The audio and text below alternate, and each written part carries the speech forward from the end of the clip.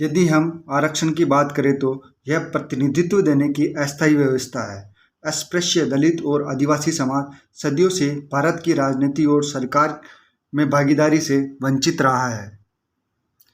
हिंदू धर्म ने अस्पृश्यों, दलितों और आदिवासियों के मानवीय अधिकार छीनकर उन्हें शिक्षा, रोजगार, व्यवसाय और शस्त्र धारण करने से रोका और उन्हें गुलामों से भी बदतर जिंदगी जीने के लिए धकेल दिया।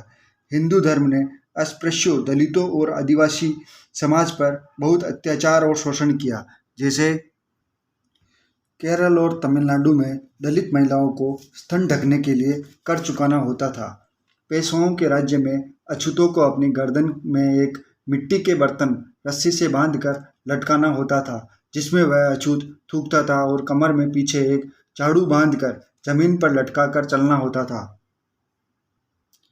आज़ादी के 75 साल बाद भी हिंदू समाज में व्याप्त जातिवाद और छुआछूत के कारण अत्याचार, शोषण, हत्याएं और दलित महिलाओं के साथ बलात्कार की घटनाएं घटित होती है, लेकिन न्याय नहीं मिलता। जैसे दलितों के शादी में घोड़ी पर बैठने पर हिंदू उनकी हत्याएं कर देता है।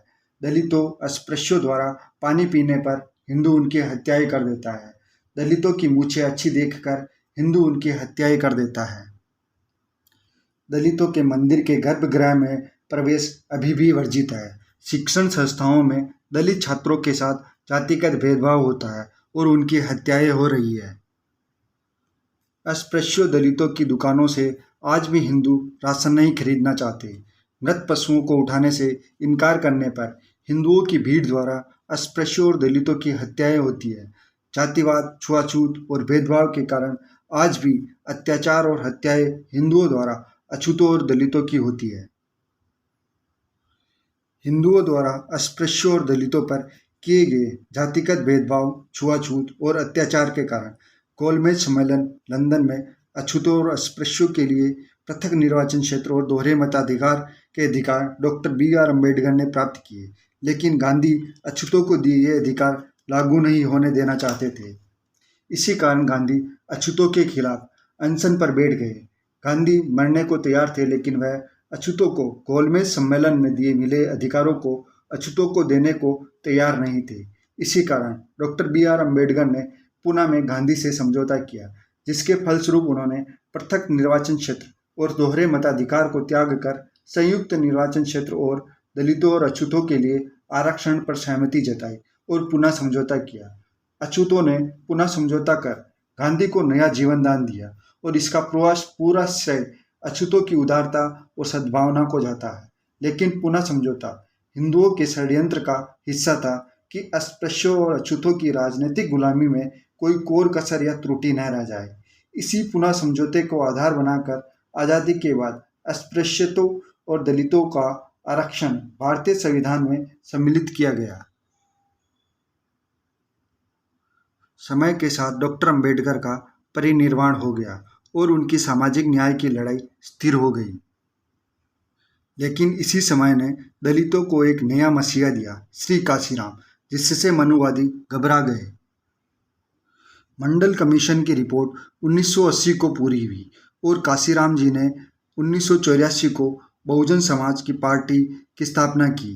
राजनीति में अस्पृश्यों, अछूतों और ओबीसी की बढ़ती उपस्थिति से मनुवादी घबराने लगे और षड्यंत्रों का जाल बुनना शुरू हुआ ताकि बहुजनों और ओबीसी का राजनीति में वर्चस्व कम हो और अछूतों के आरक्षण को खत्म किया जा सके। इन षड्यंत्रों में महिला आरक्षण बिल शामिल है, जिसमें कांग्रेस की सरकार 1989 को बिना ओबीसी आरक्षण के लेकर आई। लेकिन उसी समय समानांतर ओबीसी समाज अपने अधिकारों के लिए लड़ रहा था और मंडल कमीशन की शर्तों को लागू कराने पर जोर दे रहा था, जिसके परिणाम स्वरूप महिला आरक्षण बिल संसद में पारित नहीं हो पाया और 1990 में भारत सरकार ने मंडल कमीशन की शर्तों को लागू कर दिया और ओबीसी समाज के नेता चुनकर संसद में पहुंचने लगे और हर बार महिला आरक्षण बिल बिना ओबीसी आरक्षण के लाया गया और संसद में पारित नहीं हो पाया, जिसके बाद भारत सरकार में बैठे मनुवादियों ने इस बिल को कुछ समय के लिए टाल दिया। श्री मनमोहन की कांग्रेस सरकार ने 2010 में महिला आरक्षण बिल को बिना ओबीसी आरक्षण के साथ संसद में पेश किया, लेकिन ओबीसी नेताओं के विरोध के कारण बिना बिल पारित न हो सका। उसके बाद मनवादी नेताओं ने षड्यंत्र के तहत ओबीसी नेताओं का नेतृत्व खत्म करने के तरह ओबीसी नेताओं को फर्जी भ्रष्टाचार के मामलों में फंसाने जाने लगे और फलस्वरूप ओबीसी समाज का नेतृत्व समय के साथ कमजोर होता चला गया और केंद्र में सत्ता का परिवर्तन हुआ। केंद्र में श्री नरेंद्र मोदी के नेतृत्व में बीजेपी ने सरकार बनाई और अस्पृश्यों दलितों के आरक्षण को खत्म करने की ओर बढ़ने के साथ महिला आरक्षण बिल में जो कमी थी उसे दूर करते हुए ईडब्ल्यूएस आरक्षण लागू किया गया और उसमें कांग्रेस ने मौन सहमति दी, लेकिन ओबीसी के नेताओं से यह गलती हो गई और ईडब्ल्यूएस आरक्षण संविधान के मूल्यों के विपरीत 2019 में लागू हुआ। इसके कुछ समय बाद 2023 में बिना ओबीसी महिलाओं के आरक्षण के संसद में महिला आरक्षण बिल लाया गया और कांग्रेस सहित सभी विपक्षी पार्टियों ने घड़ियाली आंसू बहाते हुए बिल के समर्थन में मतदान किया। और अब श्री नरेंद्र मोदी कह रहे हैं 2047 तक भारत जाति मुक्त होगा, लेकिन कैसे?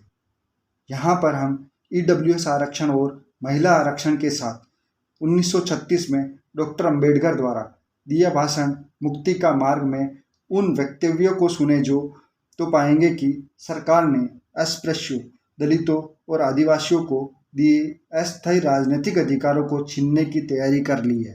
कल्पना करें कि अगर हिंदू एक अधिनियम पास कर कानून बनाए कि अस्पृश्यता पर प्रतिबंध लगा दिया जाए, छुआछूत का पालन करने वाले को दंडित किया जाएगा और इस तरह के कानून से भारत जाति मुक्त सिद्ध हो सकता है, जैसा कि नरेंद्र मोदी चाह रहे हैं 2047 तक जाति मुक्त भारत।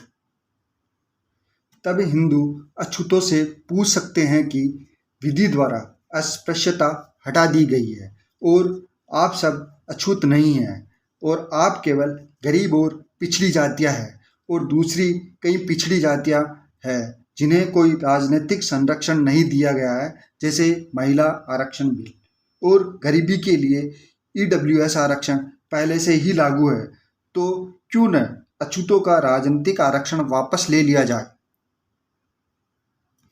इसलिए डॉक्टर बी.आर. अम्बेडकर ने कहा है कि अछूतों को राजनीतिक अधिकार जन्म जन्मांतर के लिए नहीं दिए गए हैं, यह कभी तो समाप्त होंगे ही।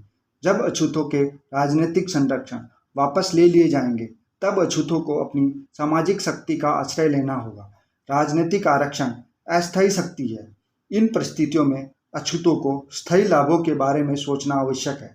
Doctor B R. अम्बेडकर के विचार से धर्म परिवर्तन ही अनादि और अनंत सुख का मार्ग है। इसलिए अनादि और अनंत सुख के मार्ग के लिए अछूतों को अस्थायी राजनीतिक अधिकारों की बलि चढ़ानी पड़े तो अछूतों को संकोच नहीं करना चाहिए। धर्म परिवर्तन से राजनीतिक अधिकारों में कोई हानि नहीं होती। राजनीतिक अधिकार जनसंख्या पर आधारित है, अतः जनसंख्या बढ़ने से हमारे राजनीतिक अधिकार हमारे साथ ही रहेंगे। इसलिए धर्म परिवर्तन अछूतों के लिए स्वतंत्रता प्राप्त करने का अंतिम उद्देश्य है। इसलिए आपने देखा होगा कि बहुजन समाज पार्टी की राजनीतिक रैलियों और अन्य आयोजनों में बौद्ध भिक्षु उपस्थित रहते हैं ताकि अछूत बौद्ध धर्म के अनुयायियों को अपना समझे और समय के साथ अछूत बौद्ध धर्म का पालन करे। यह बहुजन समाज पार्टी की अपनी सामाजिक शक्ति को मजबूत करने की रणनीति है। इससे आप समझ सकते हैं कि बहुजन समाज का नेतृत्व अपने स्थायी राजनीतिक अधिकारों को प्राप्त करने की ओर अग्रसर है और हिंदू अछूतों के अस्थायी राजनीतिक अधिकारों को छीनने की ओर अग्रसर है।